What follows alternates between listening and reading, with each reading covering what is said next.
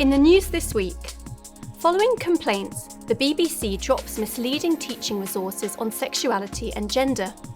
The Scottish Government backtracks on a free speech protection in its controversial hate crime bill, and a group of pastors and ministers launch legal action over the closure of churches in Scotland. Hello. The BBC has finally removed a resource for middle school children which claimed there are over 100 gender identities. Understanding Sexual and Gender Identities was available on the BBC Teach website until last week. What are the different gender identities? That's a really, really exciting question to ask. Do you know there are so many gender identities? So we know we've got male and female, but there are over 100, if not more, gender identities now. So we know that some people might feel like they're two different genders. So people might think they're bi-gender. And then you've got some people who might call themselves genderqueer, who are just like, I don't really want to be anything in particular, I'm just going to be me. While the BBC did not direct parents or children towards this material, it remained online despite government guidance telling schools to use caution when teaching about gender issues. In response to complaints, the corporation says it has now retired the video, along with a number of other controversial videos in the same series. The BBC should not have used its teaching materials for schools to peddle controversial, evidence-free theories as if they were objective facts. Schools are forbidden from doing so. As a publicly funded broadcaster with a duty of impartiality, it's hard to see how the BBC can hold itself to a lower standard in the school's resources it produces. But it's good to see this resource has finally been removed. Education should equip children to think critically, rejecting ideas that don't match reality.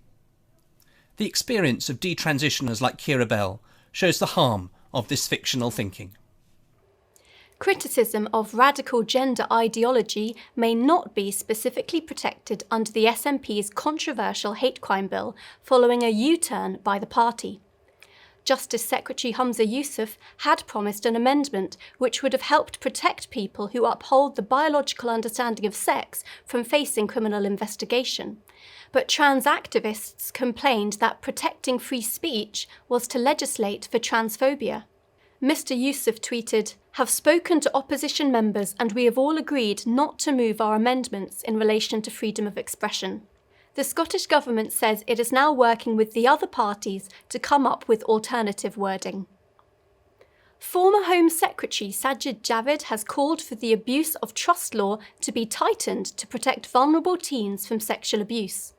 16 and 17-year-olds are protected from inappropriate relationships with teachers and police officers, but sports coaches and religious leaders are not subject to the same rules. Mr. Javid said, parents send their children to religious groups, sports clubs, and even for driving lessons after school, trusting that the adults they've delegated their authority to will protect and look after them. Those who exploit that trust are currently able to do so without legal consequences. This loophole turns my stomach and simply has to change. The Institute's Kieran Kelly said it is time for the government to take action. Well, we've been saying for more than 20 years that the abuse of trust offence is far too narrow. So it's encouraging that there's a senior MP speaking out on this. And now it's time for the government to pick up the baton, because it's not just teachers and social workers who have a special influence over teenagers. It's sports coaches and religious leaders and music teachers and the like too. And so to leave them out of the scope of the abuse of trust law was always going to put vulnerable young people at risk, and it's time to bring that to an end. And finally, a group of church leaders has launched legal action over the closure of places of worship in Scotland. They are seeking a judicial review of the Scottish Government's decision to close church buildings on the 8th of January.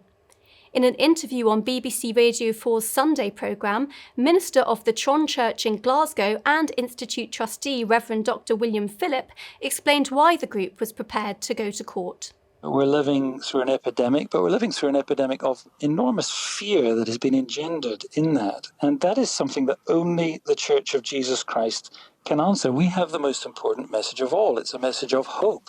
in darkness. It's a message of salvation in the face of fear. And death isn't just a chance for some of our population. It's a certainty, isn't it, for every one of us? And what our society needs always, but very especially in the midst of a time of great fear, is to witness the worshipping church holding out the gospel of eternal life. Well, that's all for this week. For more information on all of our stories plus much more, visit our website at christian.org.uk. Until next time, goodbye.